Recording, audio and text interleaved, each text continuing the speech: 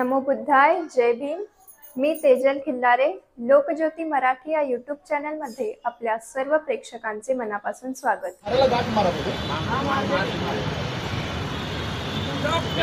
भारतीय घटनेचे शिल्पकार बोधिसत्व डॉक्टर बाबासाहेब आंबेडकरांचा, तथागत भगवान गौतम बुद्धांचा, सम्राट अशोकांचा महाबोधी बुद्धविहार मिळालंच पाहिजे. महाबोधी महाविहार मिळालंच पाहिजे. आणि सर्व संबोधस्स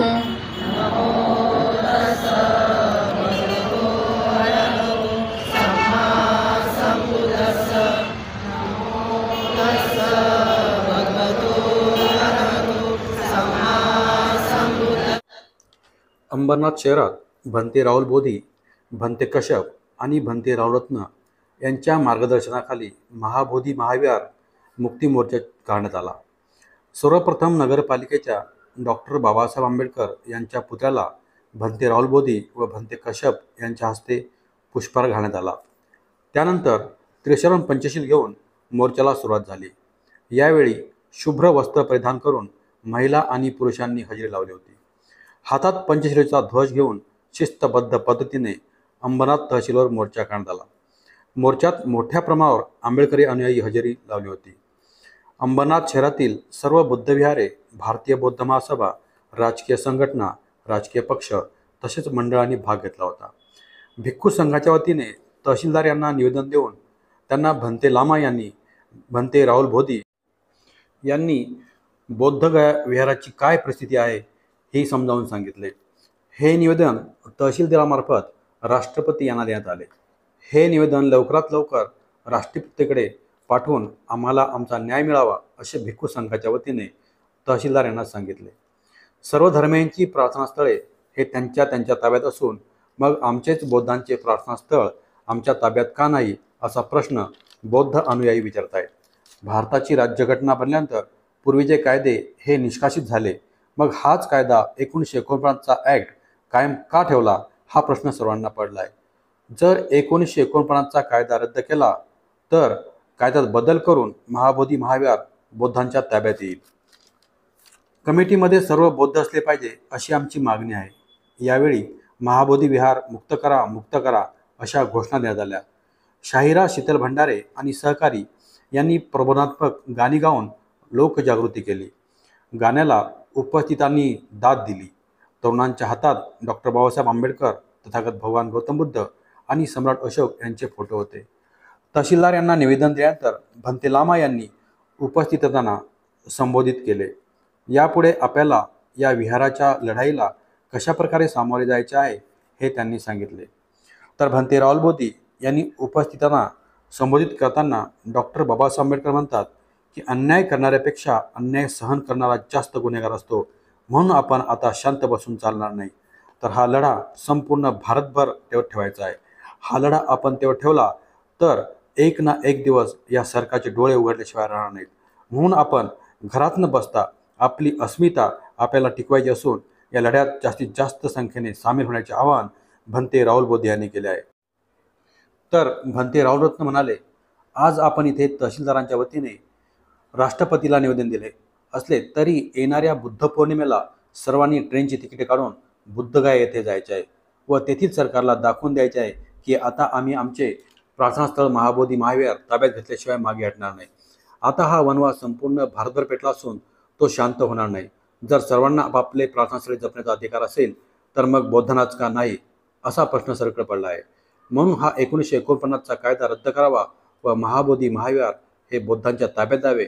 आमची ही लढाई शांततेची असून शांततेतच चालणार, परंतु सरकारने आता याची गंभीर दखल घेऊन हा प्रश्न सोडवा असे भंते रावरत्न यांनी सांगितले. बौद्ध उपासक उपासिकांच्या इच्छा होत्या की या महाबोधी महाविहार आंदोलनाच्या संदर्भात मूक मोर्चा जरी असला तर आम्ही गेल्या मीटिंगला धम्मदीपला सांगितलं होतं की हा मूक मोर्चा जरी असला तर ही सुरुवात आहे. पुढचं आंदोलन हे आपलं क्रांतिकारी आंदोलन असेल, तरी कार्यकर्त्यांच्या इच्छास्तव आणि राहुल बोधी यांच्या परवानगीने हा एक आमचा कार्यकर्ता, त्याला घोषणा द्यायच्या आहेत. त्यांनी पुढे येऊन माईकवर घोषणा देऊ, आम्ही तुला साथ देऊ.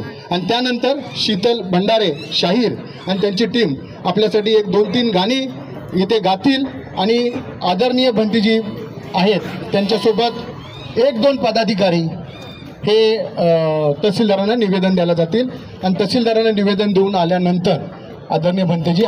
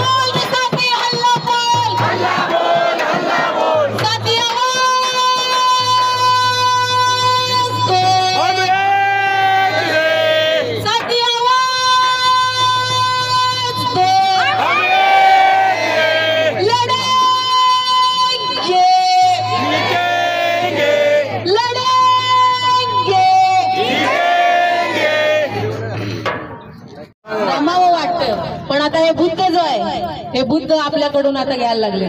बुद्धाला आता विश्वास अवतार म्हणायला लागले. कितवा 9वा अवतार. आणि आपण हे कधीच मान्य करू शकत नाही. बुद्ध जो आहे तो आपल्याला वैज्ञानिक दृष्टिकोन देतो. काय देतो? वैज्ञानिक दृष्टिकोन देतो. या अंधश्रद्धेमध्ये आपल्याला अडकून जायचं नाही. डॉक्टर बाबासाहेब आंबेडकरांनी आपल्याला 1956 बुद्ध दिलेला आहे आणि खऱ्या अर्थानं आज आपल्याला त्या बुद्धाची आपल्या अस्मितेची खरी लढाई आहे. आणि या लढाईसाठी आज आपला हा जो जनसमुदाय इथं उपस्थित आहे. तर मित्रांनो, हे जे कर्मकांडामध्ये अडकून ठेवायचं चालू आहे बुद्धांना, ते आम्ही कधीच मान्य करणार नाही. आणि म्हणून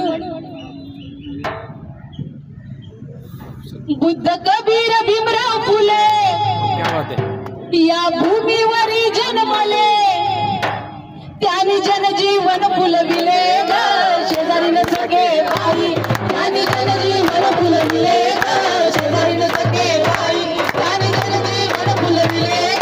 शेजारीन सगळे भाई, शेजारीन सगळे ग बाई, शेजारीन सगळे ग बाई, शेजारीन सगळे ग बाई, शेजारीन सगळे ग बाई, शेजारीन सगळे ग बाई, शेजारीन सगळे ग बाई, शेजारीन सगळे ग बाई, शेजारीन सगळे ग बाई. देवाच्या नावावर जे करती छुमंतर, देवाच्या नावावर जे करती छुमंतर.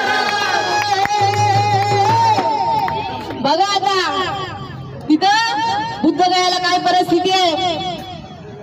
देवाच्या नावावरती कर्मकांड चालू झाले, पूजा चालू झाली, शिवलिंग स्थापित करून घेतले, रामाची मूर्ती पण त्यांनी स्थापित केलेली आहे. आणि कर्मकांड कशासाठी चालू आहे? देवाच्या नावावर जे करती छुमंतर, देवाच्या नावावर जे करती छुमंतर, ते भरती आपली घर. शेजारीन सगळे भाई, ते भरती आपली घर. शेजारीन सगळे भाई, आपली घर. शेजारीन सगळे भाई, शेजारीन सगळे ग बाई, शेजारीन सगळे ग बाई, शेजारीन सगळे ग बाई, शेजारीन सगळे ग बाई, शेजारीन सगळे ग बाई, शेजारीन सगळे ग बाई, शेजारीन सगळे ग बाई, शेजारीन सगळे ग बाई. देव अंगात आल्यावर मान हलवून हातात उडा, देव अंगात आल्यावर मान हलवून हातात उडा. मागतो मागतो बकर कोंबड, शेजारीन सगळे भाई, मागतो बकर कोंबड. शेजारीन सगळे भाई, शेजारीन सगळे सगळे ग बाई, शेजारीन सगळे ग बाई, शेजारीन सगळे ग बाई, शेजारीन सगळे ग बाई, शेजारीन सगळे ग बाई. माझ्या भीमरायानं दिला एक जीवन मार्ग भला, माझ्या भीमरायानं दिला एक जीवन मार्ग भला.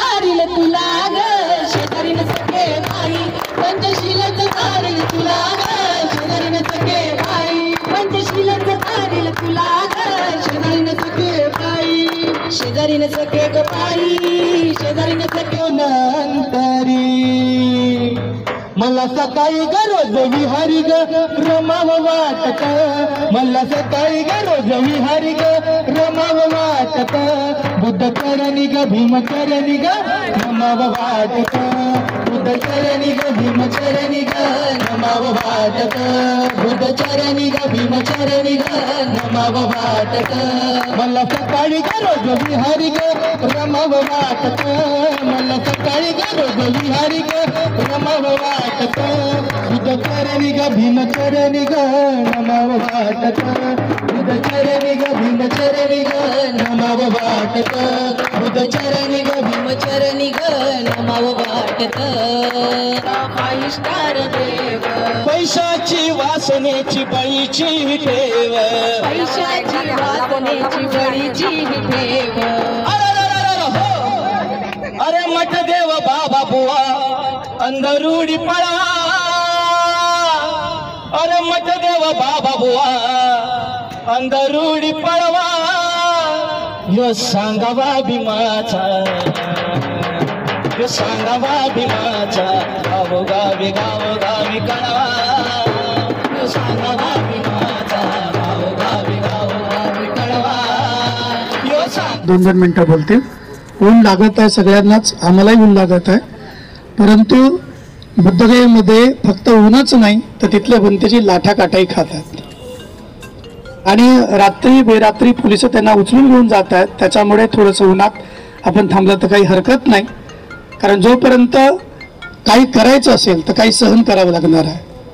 आणि आमचे लामा बनतेजी गेल्या महिनाभरापासून मुंबई आणि महाराष्ट्र जिकडे जिकडे जाता येईल तिकडे तिकडे मुंबई प्रदेश भिक्खू संघाच्या वतीनं हे आंदोलन मोठ्या प्रमाणावर चालू आहे आणि मुंबई प्रदेश भिक्खू संघाचे सचिव म्हणून बनते लामा आपल्या मोर्चाला उपस्थित आहेत. मी त्यांना विनंती करतो की ते आपल्याशी धम्ममध्ये चर्चा करतील. नमो बुद्धाय, नमो धम्माय, नमो संघाय. सभी लोगों को मालूम है कुछ दिनों से कुछ महीने हो गया है कि हमारा देश में हमें हमारा धरोहर, हमारा हक, हमारा जो धम्म की आस्था की केंद्र है, इस केंद्र को कई सालों साल कब्जा करके रखा है. तो कब्जा करके रखा है. हम हर बार भगवान बुद्ध के नाम लेते हैं, शांति का प्रतीक. हम लोग को युद्ध नहीं बुद्ध चाहिए, हम बारंबार बोलते हैं. समझ गए? हम हमेशा बोलते हैं हम जब भी कुछ कदम उठाने, हम तो बाबा साहब का विचारधारा को हाथ में लड़ाई नहीं करना चाहिए, शांति का प्रतीक.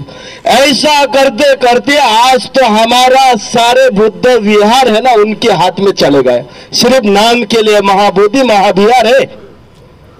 तो निर्णय लेना है, मोर्चा तो लेना ही है. आगे क्या होगा जब तक वो लोग हमें फाइनल निर्णय नहीं देंगे. अभी आगे का सोचना है, ये तो हो गया. आगे का सपने सोचना है. हम कभी समय आए तो काठी भी लेने के लिए तैयार है, लाठी लेने के लिए तैयार है. कारण अस्मिता का खेल है ये, हमारा अस्मिता का. देखो यूरेशियस ब्राह्मण, विदेश की ब्राह्मण आके हमारा घर के कब्जा किया है. हम सोचता था एक आदि घर में कोई नहीं होगा ना, वहां घर में कोई भी घुस जाता है, घुसखोरी हो जाता है. तो ये सोचो कि हम आज तक नहीं है, वहां पहुंचा नहीं. ये आज के बाद हम निश्चित करना है, संकल्प करना है. आज की बात हमारा पास जो भी आएंगे पैसे वैसे हम कैसा भी जुटा के बुद्ध गवाही जाके हम लोग लड़ाई करेंगे. यह भी बहुत हो चुकी है. अभी देखना है उनकी फाइनल क्या आता है, वो क्या चाहते क्या बोलते, बस उसके बाद में हम ये निर्णय लेना है. ज्यादा जहां जहां हो, गांव गांव बस्ती बस्ती शहर शहर, हम 1 महीने से घूम रहा है जिधर उधर। कोणाचा युद्ध आवे नहीं तो शांत बैठकर तो अपने ही लेके दर। देखो मंदिर में गया तो मंदिर में बेचारा अपना बाबा लोग संभालता है, चर्च में गया तो फादरी लोग जब संभालता है, और मस्जिद में चला गया तो उनके है। हम बोलेंगे अरे बाबा हमको भी ट्रस्ट में ले लो ना, हमें भी ट्रस्ट में ले लो, बोला कोई लेंगे नहीं। हिंदू का बड़ा बड़ा मठ में चले जाओ, राम मंदिर में चले जाओ, उसमें हमारा बौद्ध भिक्षु को 2 लोगों को 4 लोगों को ले, बोले थे लेंगे क्या? कोई नहीं लेता है। पर हमारे बुद्ध विहार में तुम 5-5 लोग कैसा खड़ा हो गया? ये समझ में आता है हम आज तक सोया हुआ है, ये समझ में आता है आज तक हम लोग सोया है। श्री महाराष्ट्र है हमारा परम पूज्य बोधिसत्व डॉक्टर बाबा साहब अम्बेडकर, इनका विचार से हम प्रेरित है। हम शांत बैठने वाला नहीं, आगे का जो निर्णय हमारा जो राहुल भंते जी है, दोनों राहुल रत्ना, राहुल मोदी, बाकी जितने भी भंते जी आए, हम मैसेज देते हैं आगे क्या करना है। तो हम सब उपासक उपासिका कौन से पक्षपात नहीं देखते हुए, कौन सा पक्ष नहीं अपना, हम सिर्फ संघ की निर्णय को हम क्या करेंगे, पालन करेंगे। संघ जो बोलेगा वो करेंगे, नहीं तो पक्ष तो हमारा था टुकड़े टुकड़े टुकड़े टुकड़े है, कभी इधर जाना कि उधर जाना पता नहीं चलता है, गुमराह कर दिया पक्ष लोगों ने भी। तो हमें नहीं चाहिए, हमें चाहिए संघ जो बोले वही करना है। इतना मैं चाहता हूं आप सब लोगों को। हमारा तथागत भगवान बुद्ध ने हमें शांति का संदेश दिया है, तो हम इसी से शांति रहने के लिए आज भी कोशिश करता है। हमारा निर्णय अच्छे दिए, राइट दिए, जो भी है तो अच्छा ही निर्णय आए और हम शांति से फिर हमारा धम्म को हम चलाए। इस प्रकार से हम मंगल कामना करते हैं। सभी जितना भी आज मुक्त मोर्चा लेके हम आगे आए हैं, आप सभी लोगों को और ताकत और बल इस प्रकार से मिले। आपको खूब खूब मंगल है, खूब खूब मंगल, खूब खूब मंगल। इतना ही कहकर 2 शब्द समाप्त करता हूँ। सबका मंगल हो। परम पूज्य बोधिसत्व डॉक्टर बाबासाहेब आंबेडकरांचा, डॉक्टर बाबासाहेब आंबेडकरांचा, डॉक्टर बाबासाहेब आंबेडकरांचा।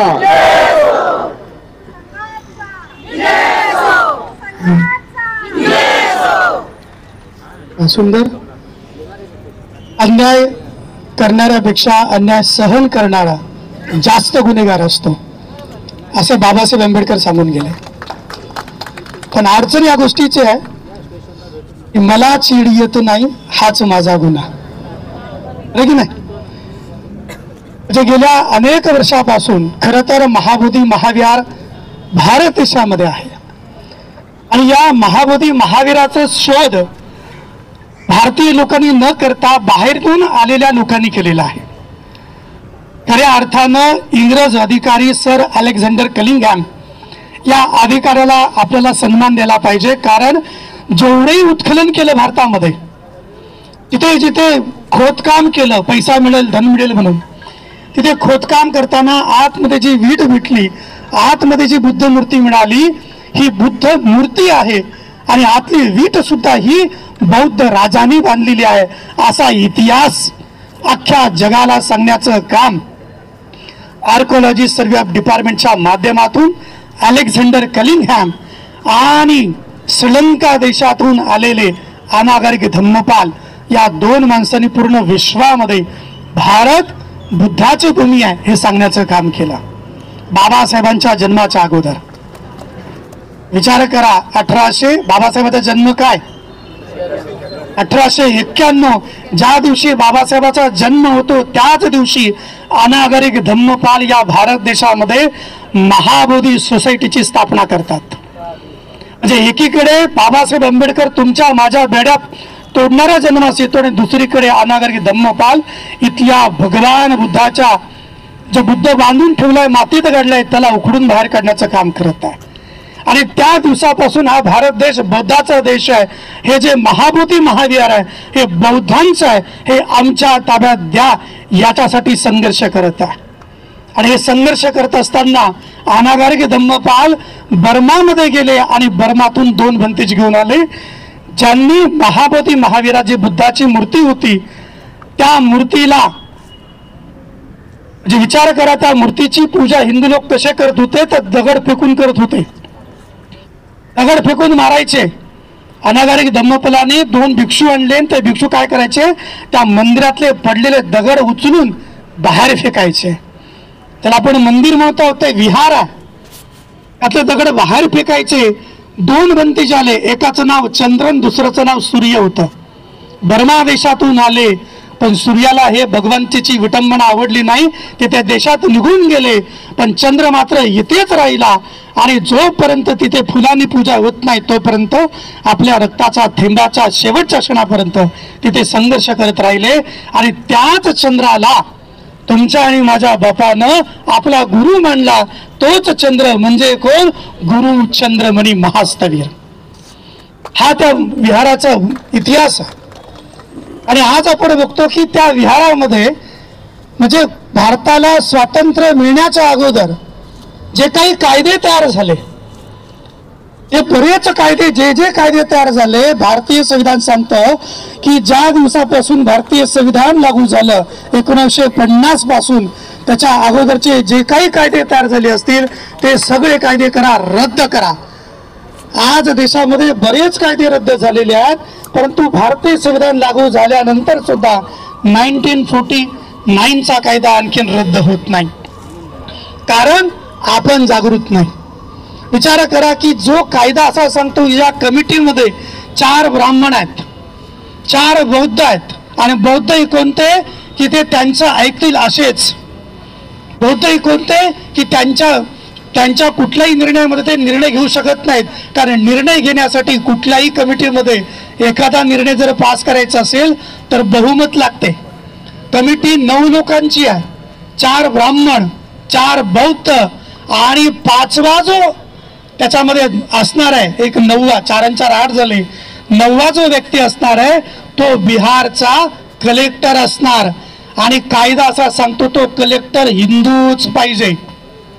विचार करा, जर 4-4 झाले, इक्वल झाले, 5वा जर हिंदू असेल, 5वा जर ब्राह्मण असेल, 5वा जर मनुवर्तीचा असेल, तर तो मदत बौद्ध लोकांना करणार की ब्राह्मण लोकांना करणार? मग आपोआप बहुमत कोणाकडे जाणार? म्हणजे 4 लोकांनी किती उड्या मारल्या, परंतु या 5 लोकांनी मिळून एखादं कुठलं संशोधन केलं तर लगेच ते पास होतं.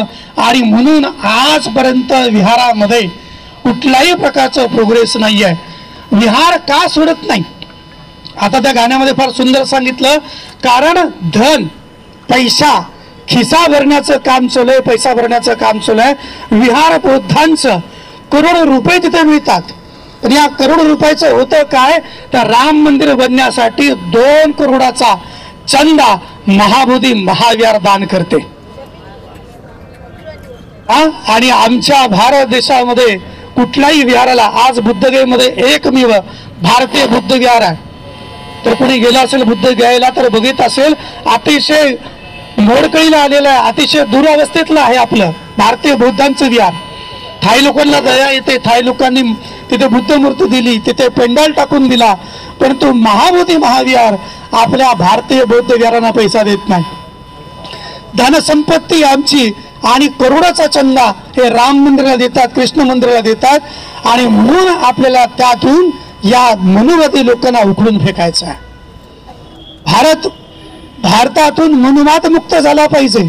आज जिथे जिथे जिथे जिथे अतिक्रमण चालू आहे, आज आपण नाशिकला जातो, नाशिकमध्ये आतमध्ये बुद्ध लेणीच्या आतमध्ये भगवान बुद्ध दिसतात, बुद्धाचा स्तूप दिसतो, आणि लेणीला नाव काय, बदमाशपणा चालू आहे. मग या देशाच्या लोकांनी एक तर सिद्ध करावं की जे काही पांडव होते हे सगळेचे सगळे पांडव भगवान बुद्धाचे सेवक आहेत, शिष्य आहेत, उपासक आहेत. पांडव सगळेचे सगळे बुद्धिस्ट होते, हे तरी मान्य केलं पाहिजे. हे मान्य करायला तयार नाही आणि आमच्या धडधाकट असलेल्या बुद्धाला सुद्धा पांडव म्हणायला तयार आहात. त्या बुद्धगयेच्या मेन मंदिराच्या बाजूला, मेन विहाराच्या बाजूला एक छोटेसे विहार आहे. त्या ठिकाणी सरळ सरळ बुद्धाच्या मूर्त्या दिसतात. बुद्धाच्या मूर्त्या दिसून सुद्धा जर सांगत असेल की ही बाई थायलंडची आहे, ही बाई जापानची आहे, ही बाई चायनाची आहे, तर एक तर भारत सरकार आंधळ झालंय किंवा ऐकणारे लोक आंधळे झालेले आहेत. सरळ सरळ तोंड जर भारतीय दिसत असतील, आतला चेहरा जर स्पष्टपणे बुद्धाचा दिसत असेल, तर त्या बुद्ध मूर्तीला तुम्ही पांडव कसं काय म्हणता हा प्रश्न आपण विचारला पाहिजे. परंतु आपल्याला चीड येत नाही, आपण पेटून उठत नाही. आमचे भिक्षू उठतात, भिक्षू काहीतरी करतात. आज कारली भाज्याची लेणी तिथे पण मंदिर आहे, सगळ्या ठिकाणी मंदिर आहेत. पण मंदिरं जर अतिक्रमणापासून वाचवायचे असतील, आपली विरासत टिकवायची असेल, तर आपल्या सगळ्यांना जागं व्हावं लागेल. आणि म्हणून यावर्षी आपण सगळ्यांनी आतापासूनच घरी गेल्यानंतर रेल्वेचं रिझर्वेशन करा आणि येणारी बुद्ध जयंती आपल्याला बुद्धगया साजरी करायची आहे. आणि त्याच्यासाठी पूर्ण भारतातून आंदोलन चालू आहे. आपण तोपर्यंत जर आपला कायदा रद्द झाला नाही, कोणीतरी मला विचारल्यानं प्रश्न केला की भंतेजी अख्खा कायदा कशाला रद्द करायचा, त्यातल्या काही गोष्टी चांगल्या आहेत. हा, जर समजा एखाद्या मनुवादी लोकांचं जर दिसणं चांगलं असेल म्हणून आपण ते स्वीकारायचं नाही. कायदा पूर्णचे पूर्ण रद्द करायचा आणि त्या ठिकाणी आपला बुद्धांचा कायदा आपण सांगू त्या पद्धतीने तयार करायचा आहे. आणि म्हणून आपण सर्वांनी येणाऱ्या बुद्ध पौर्णिमेला बुद्धगयेमध्ये उपस्थित राहिलं पाहिजे. मी नेहमी बोलत असतो, माझा समाज फक्त नाचण्यात दंग आहे. विचार करा, बाबासाहेबांची जयंती असते तर लाखो लोक रस्त्यावर येतात, पण जेव्हा मोर्चाची वेळ असते तेव्हा लोक घरात झोपलेली असतात. म्हणून आता झोपणं बंद करा आणि आपल्यातील बाबासाहेब बाहेर काढा. कारण बाबा, आपण कोणावर अन्याय नाही करत आहे, आपण कुणाला मारत नाहीये, कुणाचा अधिकार छिनत नाहीये, पण आपलं जर कोणी छिनत असेल तर ते आपण कुणाला छिनू दिलं नाही पाहिजे. आणि म्हणून हा जर झेंडा असेल आपल्यामध्ये तर झेंडा पण गरजेचा आहे, पण झेंड्यामध्ये जर दांडा नसेल तर झेंडा फडकू शकत नाही. आणि म्हणून झेंडा पण पाहिजे आणि दांडा पण पाहिजे. आम्ही कुणावर अन्याय करणार नाही आणि आमच्यावर होणारा अन्याय सहन करणार नाही. जय भीम. नमो बुद्धाय, नमो धम्माय, नमो संघाय. महाकारुणिक तथागत भगवान गौतम बुद्धांनी सांगितलं सद्धम्म, त्या सद्धम्माचा प्रचार प्रसार करीत अनंत पदाला प्राप्तायला पूज्य पवित्र पावनाचा भिक्खू संघ, या तिन्ही रथ प्रणाम. तुमचे आमचे उद्धारक विश्वरत्न बोधिसत्व परमपूजनीय डॉक्टर बाबासाहेबजी आंबेडकर यांच्या प्रति शेवटच्या श्वासापर्यंत अभिवादन समर्पण. सर्व उपासक उपासिका यांना मानाचा सन्मानाचा जय भीम. त्याचप्रमाणे आज ज्या महिला भगिनी ते उपस्थित आहेत त्यांना सगळ्यांना आजच्या महिला दिनाच्या शुभेच्छा देतो. उपासक आणि उपासिकांनो, आज जो आपण लढा इथे लढत आहोत तर हा लढा काही दिवसांचा नाहीये, हा लढा शतकोनशतकाचा आहे. ज्या पद्धतीने भंतेंनी सांगितलं की अलेक्झांडर कनिंगहॅम यांनी आर्किओलॉजिकल सर्वे ऑफ इंडिया त्या मदतीने जे सर्वे केला, जे उत्खनन केलं आणि त्यामध्ये जे बुद्धगया महाविहार मिळालं, ते महाविहार पण असं तसं नाही मिळालं. तर जे 3 चीनी प्रवासी भारतामध्ये आले आणि त्यांनी जे संशोधन केलं तर त्यांनी लिहून ठेवलं होतं की या इथे महाबोधी महाविहार आहे. आणि ते महाविहार माती टाकून टाकून बुजवण्यात आलं होतं. त्याचं संशोधन अनागारिकजी धर्मपाल यांनी करून इंग्रजांना करायला लावलं. आणि म्हणून हा जो लढा आहे तर हा अस्मितेचा लढा आहे. या लढ्याला वेळोवेळी वेगवेगळ्या महापुरुषांनी हा लढा दिला आहे. मग त्याच्यामध्ये अनागारिकजी धर्मपाल यांचं नाव प्रथम घ्यावं लागेल. त्यानंतर तुमचे आमचे उद्धारक विश्वरत्न बोधिसत्व डॉक्टर बाबासाहेब आंबेडकर यांनी सुद्धा 1935ला, तेव्हा तर त्यांनी दीक्षा सुद्धा नव्हती घेतली, पण वकील या नात्याने त्यांनी कोलकाताला जे आपलं हे सुप्रीम कोर्ट तेव्हा कोलकात्याला होतं, तेव्हा बाबासाहेब आंबेडकरांनी ते पिटिशन टाकलं होतं 1935ला की बुद्धगयेचं जे विहार आहे, ज्याला टेम्पल म्हटलं जातं, तर हे बौद्धांचं आहे आणि ते त्यांच्या ताब्यात द्यावं. म्हणजे बाबासाहेबांनी सुद्धा हे आंदोलन केलं आहे, केलं नाही अशातला भाग नाही. आणि म्हणून त्यानंतर भंते सुरई ससाई जे जपानच्या आहेत, की ज्या नागपूरमध्ये राहत आहेत, त्यांनी सुद्धा हा लढा उभा केला होता. आणि आता काही दिवसापासून जे 17-18 दिवसापासून जे आमचे ज्येष्ठ भिक्षू आहेत ते अन्न पाण्याचा त्याग करून तिथे जे आंदोलन करत आहेत, तर ते आंदोलन सुद्धा हाणून पाडण्यासाठी रात्रीच्या 1-2 वाजता त्यांना उठवलं जातं. तुमच्या इलाजासाठी आम्ही ॲम्ब्युलन्स घेऊन आले म्हणून असं खोटा नाटक करून ते आंदोलन दडपण्याचा प्रयत्न केला जातोय. आणि म्हणून त्याची एक चिंगारी म्हणून आमच्या मुंबई भिक्खू संघाच्या वतीने मुंबईमध्ये 28 फेब्रुवारीला हा प्रथम मोर्चा सुरू झाला.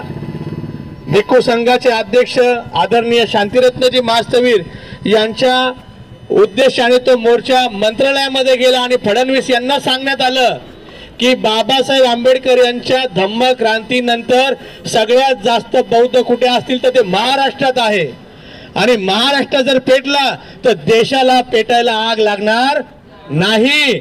आणि म्हणून महाराष्ट्राचे मुख्यमंत्री आपण या नात्याने त्याच्या आंधळ्या आणि गुंगा बहिरा झालेला जो सीएम आहे बिहारचा, त्याला हे निवेदन द्यावं की जागृत आणि धर्मवान उपासक जे आहेत ते महाराष्ट्रात आहे आणि महाराष्ट्रातून जर ठिणगी पेटली तर सगळ्या देशामध्ये हा वणवा पेटेल. तर आपण आपल्या वतीने बिहार राज्याचे मुख्यमंत्री यांना निवेदन द्यावं की हा जो 1949 ऍक्ट आहे हा लवकरात लवकर रद्द करावा. आणि उपासकांना एवढंच नाही तर डॉक्टर B.R. आंबेडकर यांनी जे कॉन्स्टिट्यूशन ऑफ इंडिया याचं निर्माण केलं, तर त्या पद्धतीने 1949 ऍक्ट हा जो जुना कायदा आहे, तर आर्टिकल 13 असं सांगतं की 1950च्या अगोदर जे कायदे आहेत ते रद्द झाले पाहिजे. हे आर्टिकल 13 मध्ये सांगितलं आहे. नंबर 2 आर्टिकल 25 आणि 26 यामध्ये सांगितल्याप्रमाणे प्रत्येक धर्माच्या व्यक्तीला त्याचं धर्म स्वातंत्र्य आहे आणि त्याचं पूजा अर्चना करायची त्याला परवानगी आहे. तर बौद्धांच्या विहारामध्ये ज्या पद्धतीने त्यांनाच अधिकार नाहीये आणि जे काही घुसखोरी आज ब्राह्मणांच्या वतीने होत आहे तर ही लवकरात लवकर थांबली पाहिजे. आणि हा जो काही 1949 ऍक्ट आहे तो कॅन्सल झाला पाहिजे, रद्द झाला पाहिजे, अशी मोठी मागणी आज इथे होत आहे. तरी उपासकांनो, तेव्हा एवढं संघटन नव्हतं.